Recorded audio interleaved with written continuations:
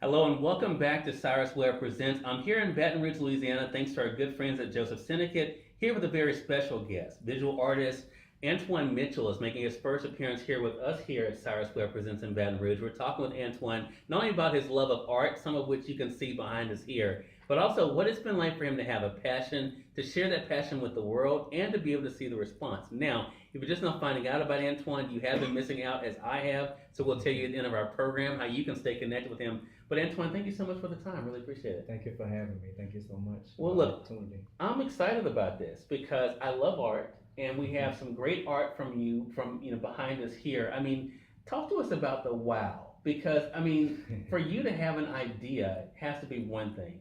But what is it like for you to see the work come together like this? Man, it's a I wouldn't even call it a passion. Mm-hmm. It's more like a way of life, a growth.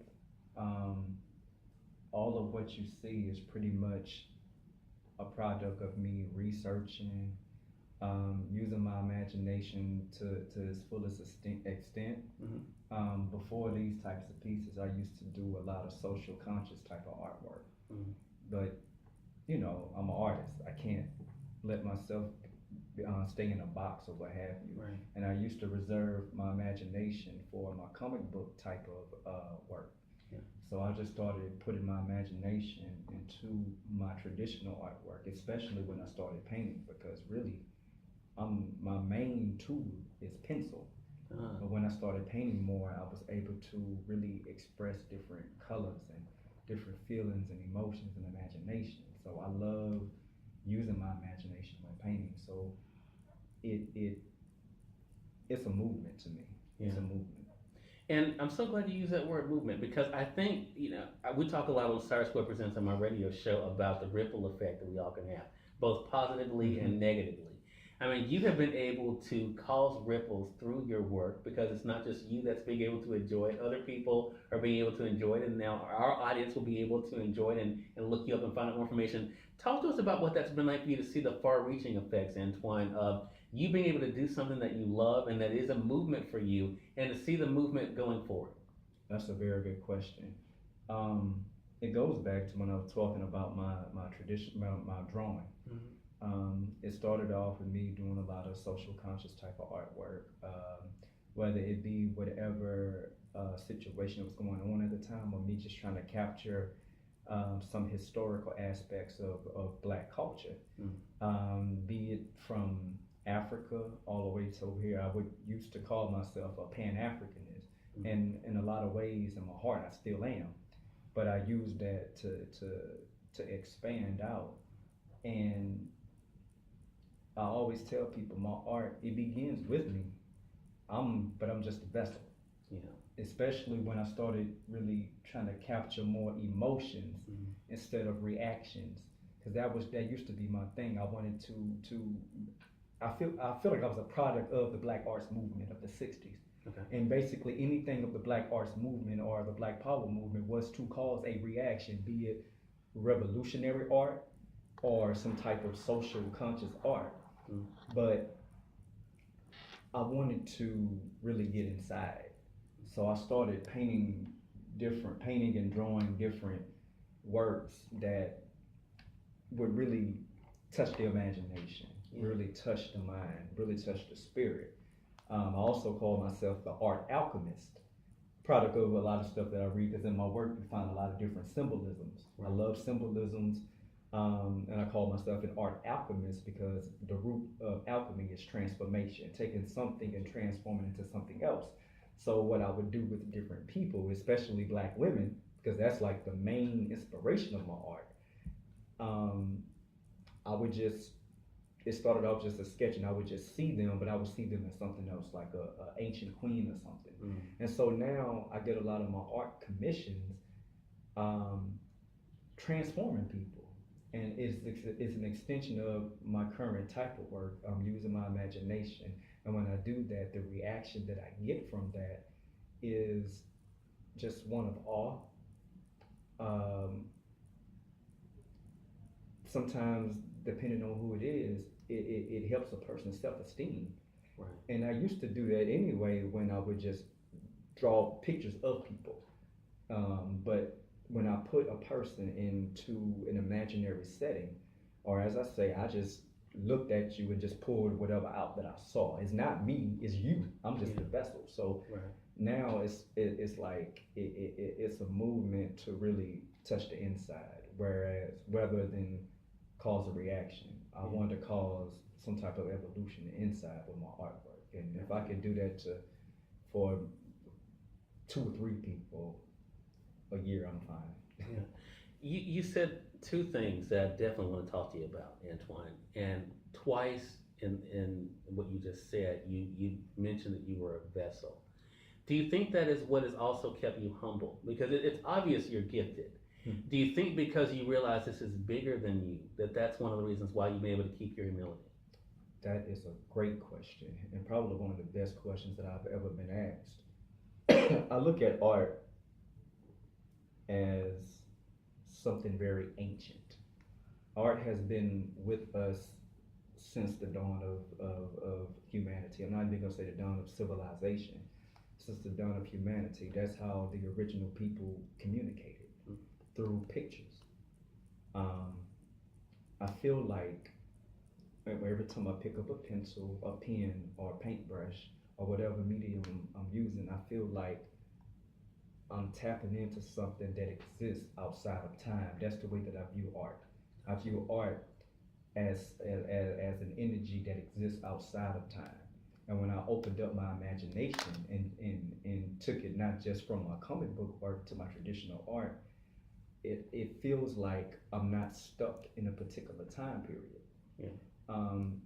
It's like if you can envision the astral plane, it's like I'm existing out and I'm just looking at the world and history that I know of anyway. Yeah. And I'm influenced by whatever, and I'll take that and I'll put it in my work. So I feel like that's really huge. That's why I'm only a vessel. Unless something happens to it, it's gonna be here long after I'm gone. And now we live in such a digital age now. Everything is forever when you put it online. So it's pretty much, whether they be destroyed or not, it's gonna be forever unless we lose the internet or whatever. Right. But it's gonna be forever. I mean, we still can see JPEGs that people probably put online before when the internet was just something small. Yeah. But now the internet has evolved into the cloud and all this kind of stuff, but we can still see those pictures. Right. So this is bigger than me. This is, it's huge. It's a movement, as I said. But for me, it's my artist statement is, and I might get it wrong. Art is my way of life. Creativity is my movement. Love is my spirituality. All of that, to me, is one. Gotcha. You look at some of the most ancient people, Imhotep, not the fool from the movie The Mummy, but he was the true father of medicine. He was an architect. He was an artist. He designed some of the step pyramids and what have you.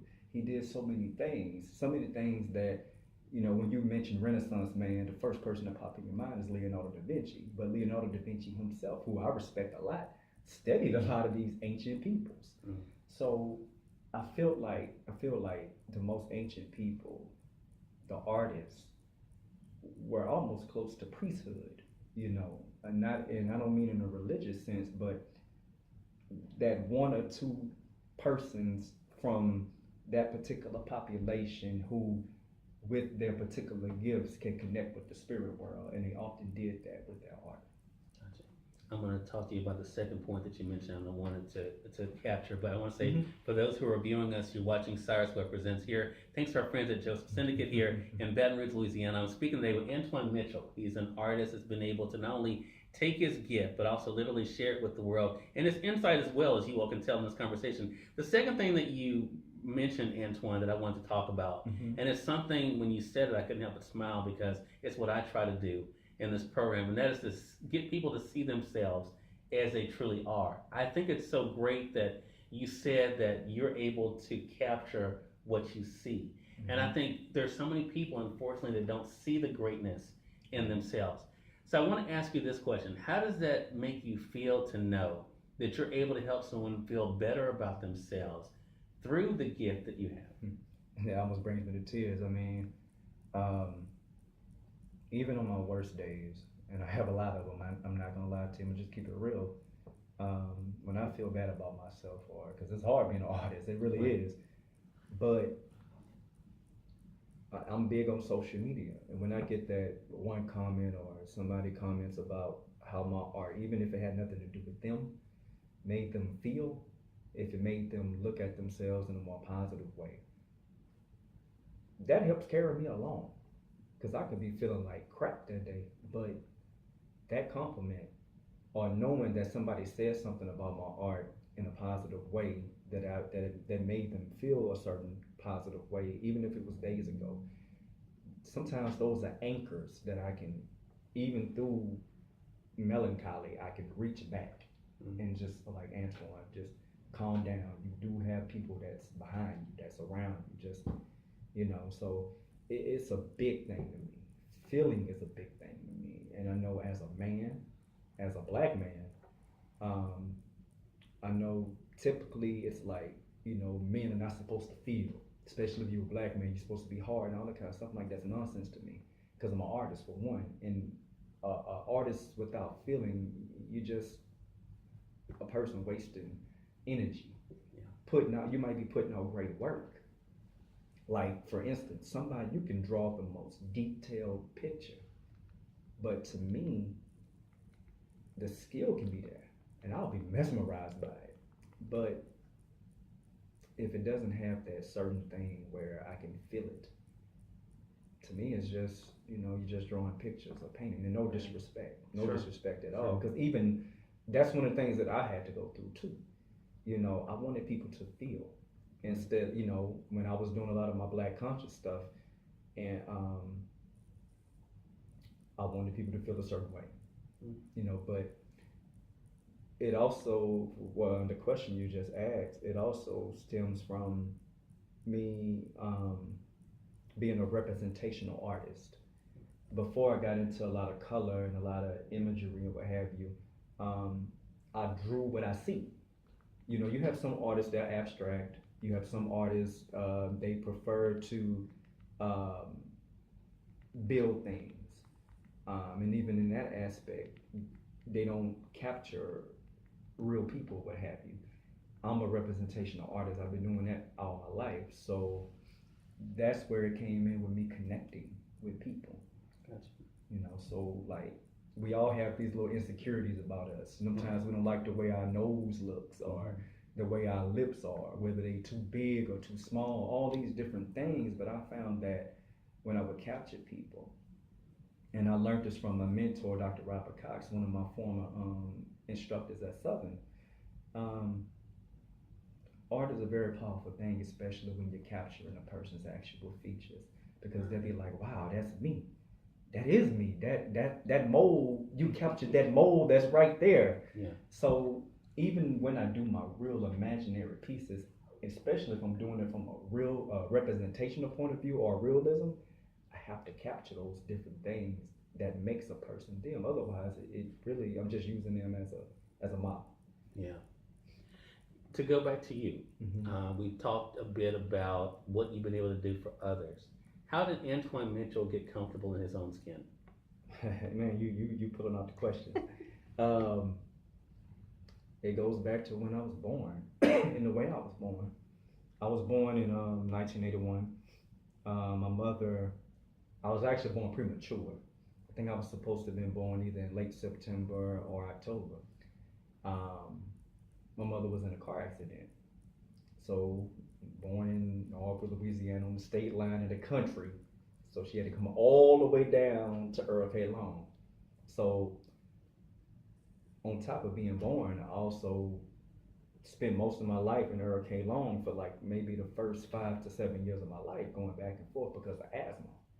So I'm from the country, a lot of dirt, couldn't go outside because the dirt, I would end up having an asthma attack because of allergies, and one just kicks off another. Right. So all I could do was stay at home and draw.